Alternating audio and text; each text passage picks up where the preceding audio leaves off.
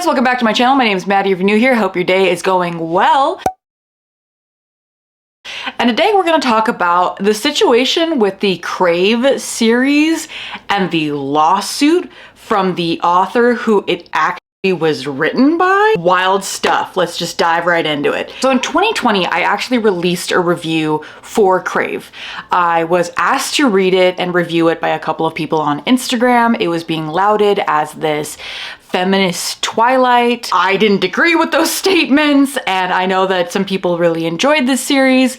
I had no interest in continuing on after reading the first book. Even though I did actually have such a good time, I still have it. Which I should probably grab for the video, shouldn't I? This video is going to be a little all over the place because I didn't actually finish my script. I just kind of sat down and filmed. So if you like this kind of more chit-chatty, hopefully this goes up on Sunday, editing all in one day type of thing, let me know. If you do want to see my entire thoughts on this book, I will post that video onto Patreon, but I didn't particularly enjoy the way that the video looked, and sometimes I just private my content. Crave came out in 2020 and became kind of this like cultural phenomenon, and I really kind of just assumed that the reason it was so popular was because this cover looks like a Twilight book. I thought this was a new Twilight book. I think this is why people got excited for this.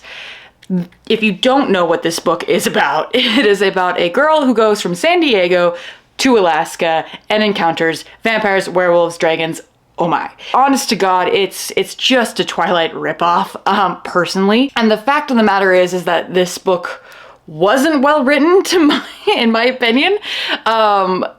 Albeit, though, I will say I do feel like comparing this to like Fourth Wing, this is still probably a better book. I couldn't tell you. It's been a minute since I read this. So I ended up watching a little bit of Carrie's videos on the series. Did not find anything about the continuance of the series interesting, so I never ended up reading on in the series, which makes a lot of sense considering the fact that I lost interest.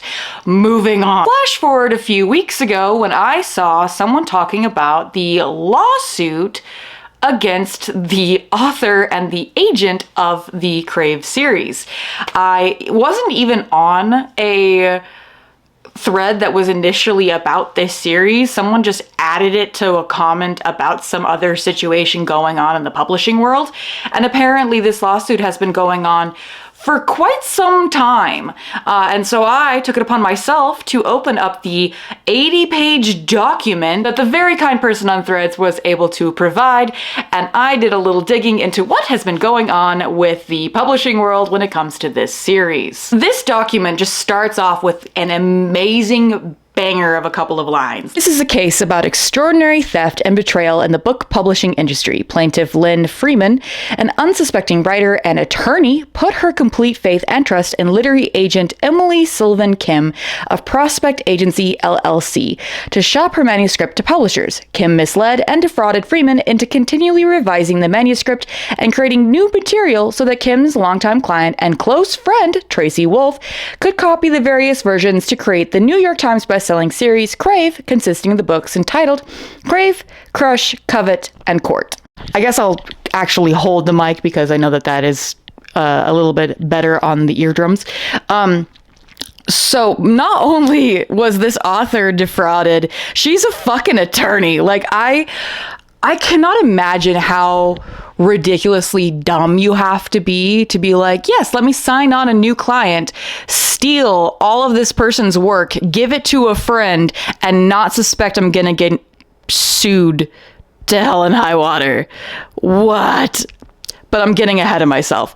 Let's go over the timeline of what happened with this book. So in 2010, Kim and Freeman signed a contract for Kim to be Freeman's agent, editor, person. The reason that Freeman ended up wanting to go with Kim is because supposedly, according to this document, Kim discovered Twilight, but I can't find any reference to that, and I don't think that's accurate, but that's the reason why Freeman ended up pursuing working dynamic with Kim.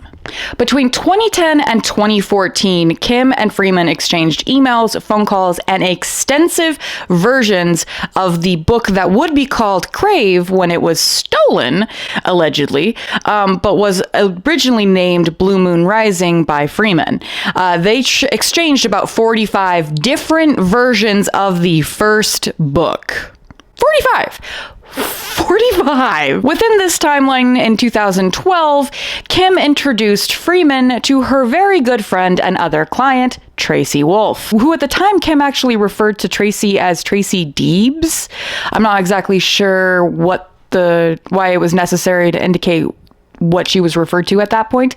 But it is interesting that, the pen name that Tracy ended up publishing under wasn't something that at the time Freeman would have recognized just on the shelf. In 2014, Kim tells Freeman that she should write something more erotic and adult to actually garner more interest when it comes to being published.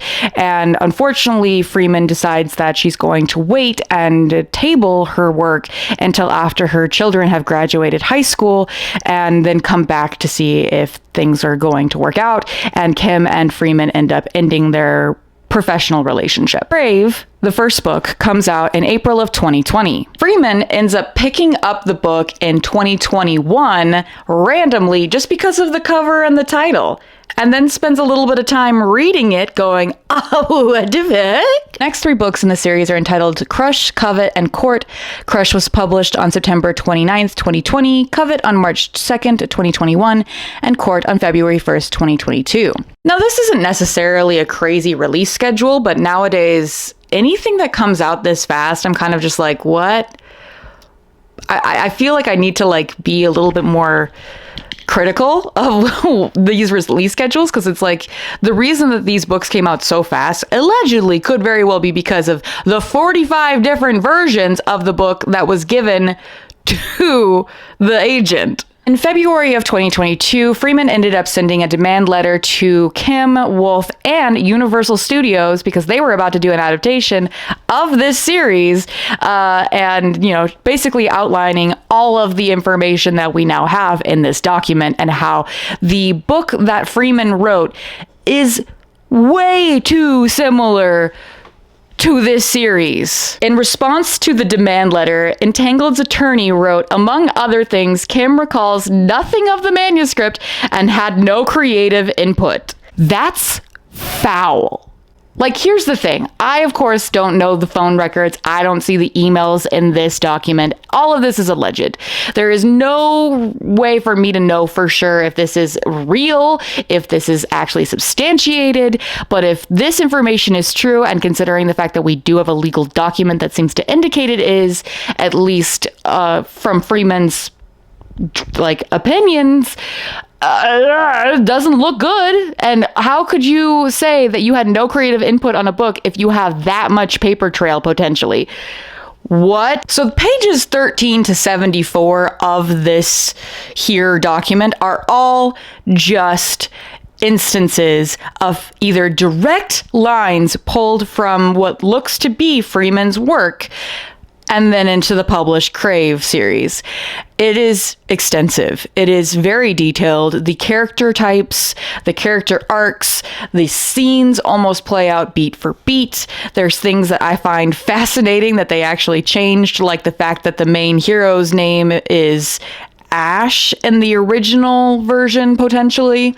And then in the published work, his name is Jackson with an X, because of course it is. I also want to point out that this is the same publishing house, I'm 90% sure, that had the issue where their social media person was the daughter of someone who was in the company, and that daughter came on TikTok and then basically shamed Becky Albertalli for being then a straight woman writing gay stories, inevitably forcing her to come out of the closet as bi, which I can't find that TikTok anymore, and I do think that controversy has been scrubbed from the internet, but oh my God, it doesn't look good for Entangled at all. They even say that they had a copy of this manuscript from this author as early as 2012 2013. Kim told Freeman that she sent the manuscript to Stacey Abrams, an editorial director at Entangled. So many people knew that this was potentially somebody else's work,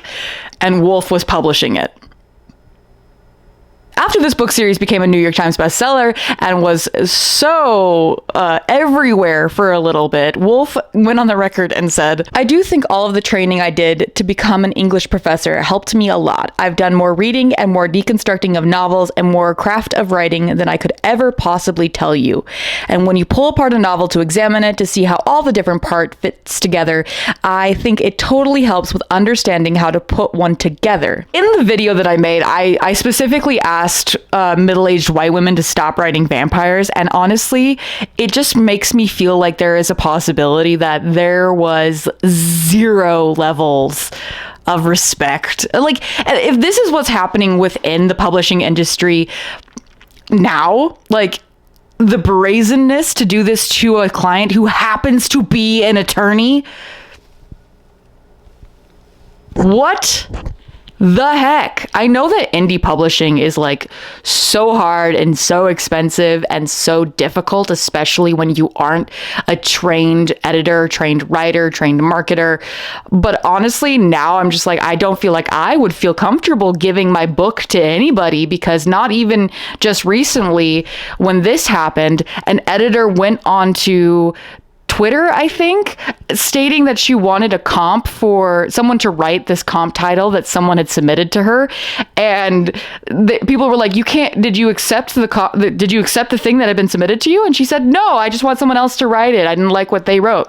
And she got fired the next day. Like, it is so wild out there right now in the publishing industry, and this is just something that I find crazy, because this book, to me, doesn't feel well written in the sense that someone put time and effort into composing something interesting and respectful, and to come to find out that it wasn't even actually written, potentially, allegedly, whatever I need to say to not get sued here, by someone who had the experience and had the connections and probably had enough money to sit down and write a fucking book.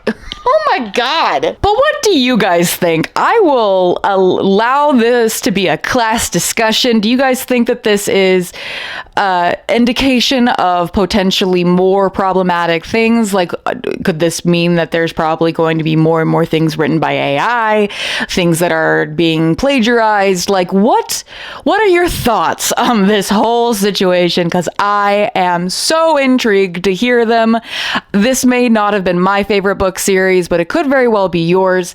I could only imagine the people that do like this series finding out that it was potentially completely plagiarized is something that would probably not sit well. That would suck if that happened to me or my favorite series. And who knows? Maybe it has. I don't know. That's the crazy part. We just don't know. And this lawsuit hasn't been something I've even seen anyone talk about.